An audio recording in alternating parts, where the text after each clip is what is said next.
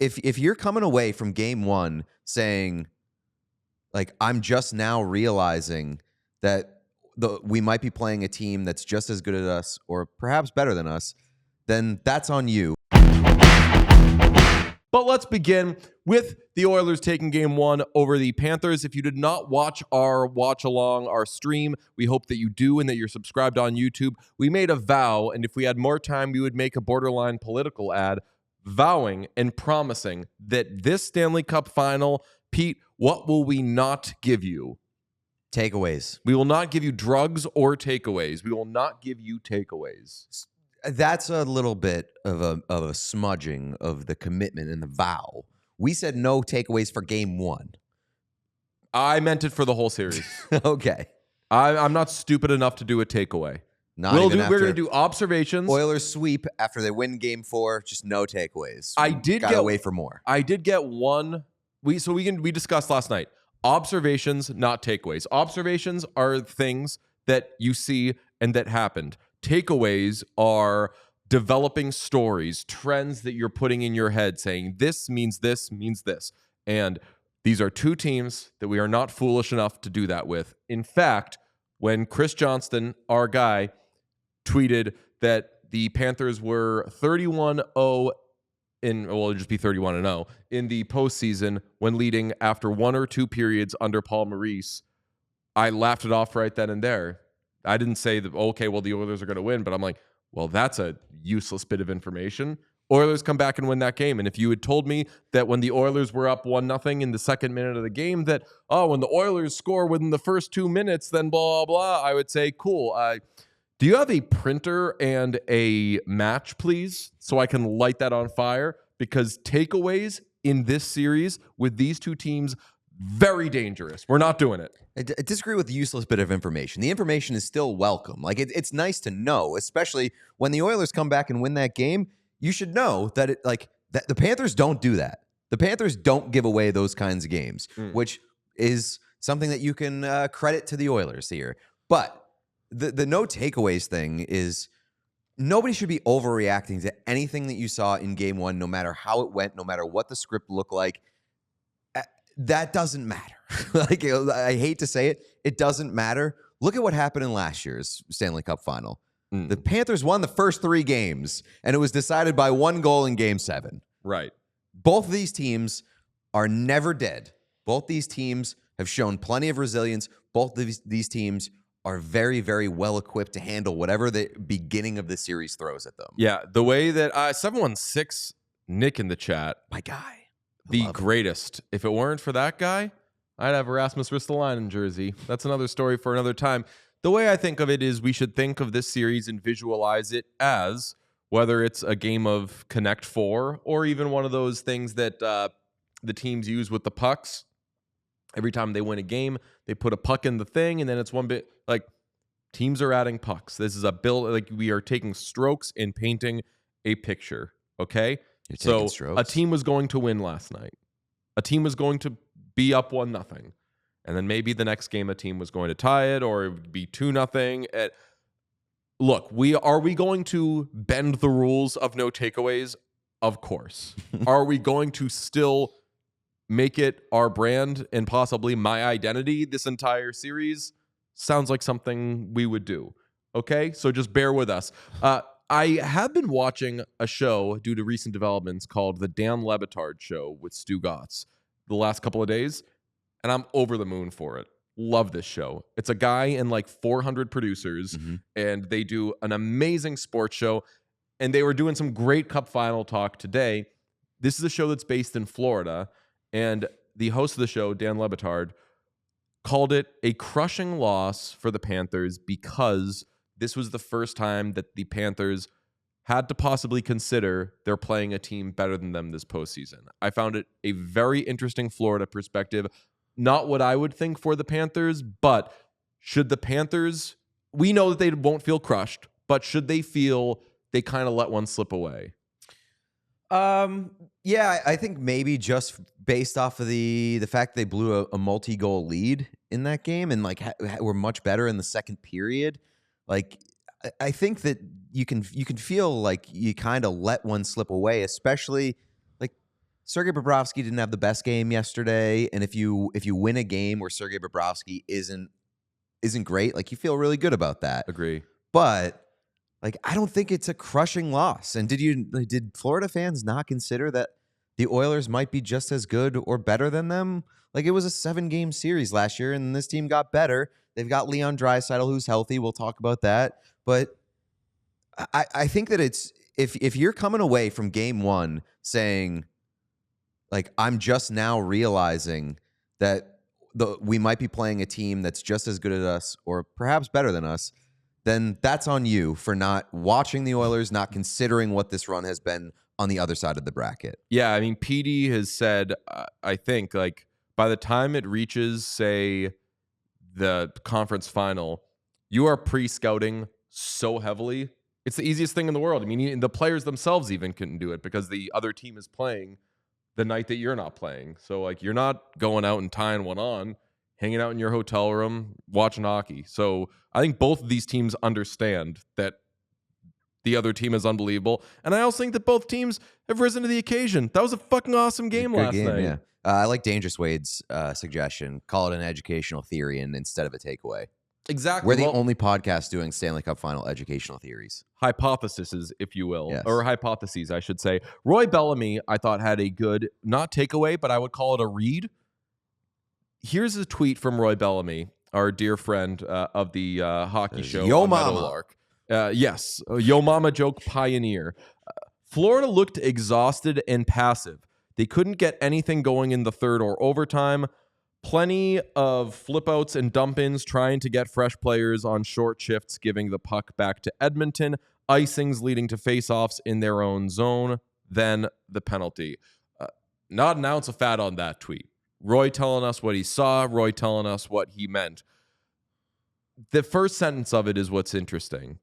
Could the Panthers be tired? Could they be feeling the effects of 3 long runs? We just got a month off.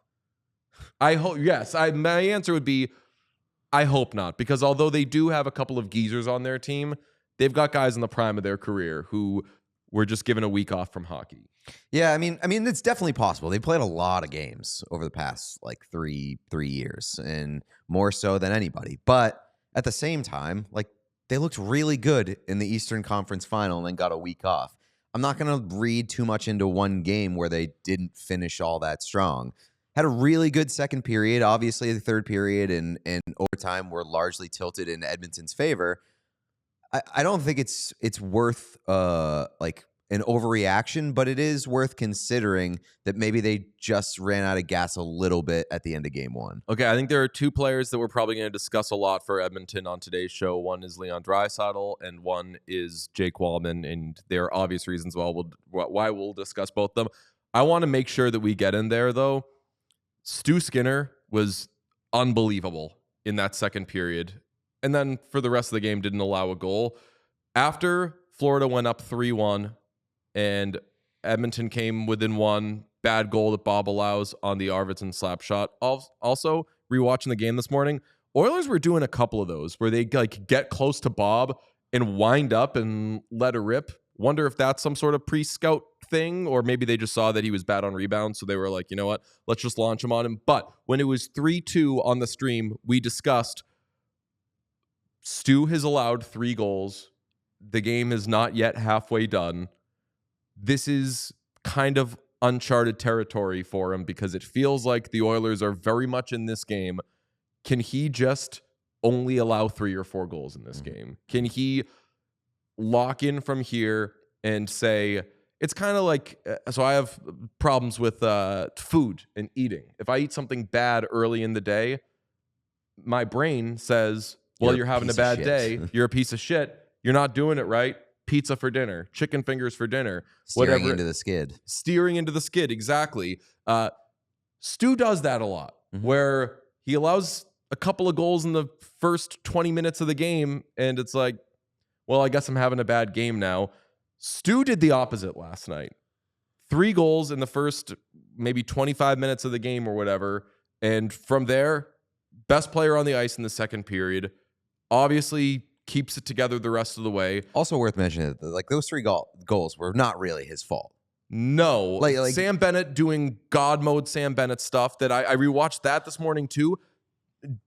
He was kicking his feet around in the 6 seconds leading up to that. He was tussling with guys and he was honestly he was feeling around trying to find sticks. That guy is so fucking good savvy at what he does. Brilliant player. And again, when I saw it live, I said, I tweeted when you thought I was writing a manifesto, what players in that moment realize, oh shit, I have a free goaltender interference card, and he jumps on the goalie, goal, bang. But it's not that he realized it in that split second. He was looking for it for 5 seconds leading up to it. So that's when you don't blame on Stu. Marchand power play goal. You'd like Stu to be a little faster moving across the net, but that's just not Stu. So fuck off with that. And the other one, the third one, Walman, maybe Petey will fill us in on this, but kind of looked like Walman was going to somebody who was already covered, and that leaves Sam Bennett to go in all alone on Stu and beat him. Sam Bennett scoring 1 million goals. I'm not mad at it. But what's important is that he didn't do the I'm allowing goals tonight thing. Mm-hmm. So yeah, and if you're a Panthers fan too who's trying to talk yourself off the ledge here, first of all, you shouldn't be on the ledge, but number two, this is the difference this year to last year if we're making the comparison. 1 year, you got an unbelievable Sergei Bobrovsky game. This year, he was the worst goalie in this game. And he wasn't awful, but he wasn't the best goalie. And that game 1 last year, you got severely outplayed. Yeah. More so than you did this time around. You just won because of the goalie last year. So things ended up working out for you last year. I don't think it's worth being oh my God, they're running out of gas.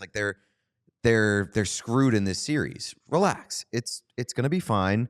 Also, I think that you gotta leave room for the fact too that the Panthers are playing the best team that they've played in these playoffs, and the Oilers are really, really good at weakening teams over the course of games, and that can happen to the Panthers. They're not this bulletproof team that can't be affected by that. Are they normal? I kind of think they are, but I agree with you. They're normally the team that does that. Yeah. But once again, they're playing a team that's in their neighborhood here. There's a possibility that can happen to them. Okay. Couple of stats that I want to run through from the great Megan Chayka. Loose puck shot recoveries, 54-43. That is great when the Oilers don't have Zach Hyman. Because that is Zach Hyman's thing. He's a dog playing fetch. He is going and getting that thing. So they still did that without Zach Hyman. Very good. Shots off rebounds 6-3. That makes sense because Bob was kind of rebound city last night. But I agree. I do agree that Bob definitely wasn't bad. He allowed 1 bad goal, but he also made a lot of good saves. There were a lot of rebound. His rebound control wasn't amazing, but they didn't really make him pay for that. Okay, let's get to the play of the game presented by, we don't have a sponsor for this thing, and it also wasn't the play of the game, but Tomas Nosek, very, very tough delay of game penalty in overtime, sends the puck over the glass, and then, thanks to the Sportsnet cameras, we see Jake Walman. Check it out. Played over the glass, and there's 20,000 making the call. Okay, Jake Walman, godsend, what a pickup, great player, et cetera, better than anyone expected. Pete, explain why that had to be the worst moment of Tomas Nosek's life. Because he just committed the worst penalty of his entire life on hockey's biggest stage, and then 1 second later, there's a famous TikTok guy in your ear just saying, possibly, and if you're not watching the video, yes, Jake Walman gets in his ear and gives him is Nelson the character in The Simpsons? Yeah. Gives him a ha-ha right in his face. I love Jake Walman. If it weren't for this guy, I would have a Jake Walman jersey. It's true. He's got to be top 5 most annoying players in the league. He's got some Subban to him where it's that guy's going to fucking piss me off, and I'm going to let him piss me off, and I just shouldn't let it happen, but it's going to happen, and Walman does that. Great moment. Yeah, he's pretty obnoxious. He's an obnoxious guy, endearing for the most part. If I was Nosek, to Walman's credit, like I probably would have punched him in the face there and probably gotten an extra 2 minutes on top of it. That's good gamesmanship. I love it, especially in that stage, especially against the Panthers, who are the most annoying team in the league, I think, to play against. Probably safe to say. Yeah. Give it right back to him. I like that a lot. It's the only thing that I'll say here is that that's game one. There's a lot of hockey left to be played. There's a very good chance that ends up being turned on the Oilers fan base and used as ammunition against them. Oh, big time. And I think that Brad Marchand and Matthew Tkachuk are licking their chops, being like, oh my God, challenge accepted. Because that's the thing. It's a good point. Like, Panthers are the nastiest team. They're the dirtiest team. They're everything that will get under your skin. But Oilers are the most physical team that they've faced so far. And they do have guys, Evander Kane, Jake Walman, who will piss you off and annoy you. So while I will take the Panthers 10 times out of 10 in a battle of annoying and cheap and pissing you off, the Oilers do have that. And they have Trent Frederick as well. Walman, though, godsend of an acquisition, has been great. One of the best defensemen throughout the entire postseason for anybody. Led the game last night with 4 blocked shots. He could have died like several times and stayed in the game. Great for him. He assisted Draisaitl's first goal. He fucked up, like I said, on that second Sam Bennett goal. But he also, do you remember the play in overtime? He was on his knees, like high in the zone, and still controlled the puck and kept the play going to set up a Trent Frederick chance where we were like, God, if Trent Frederick scored, that would have been unbelievable. Honestly, it's better for Jake Walman that Trent Frederick didn't, because it allowed him. He was like, I already got that cool play stashed, and now later if someone takes a penalty, I get to piss them off and be an asshole. Yeah, I mean, Walman's been great. I think really, really strong addition, but also I think that the obnoxious factor is added bonus for the Oilers. Wonderful. Especially in this series. Wonderful behavior from Jake Walman. We all silly like the mayor.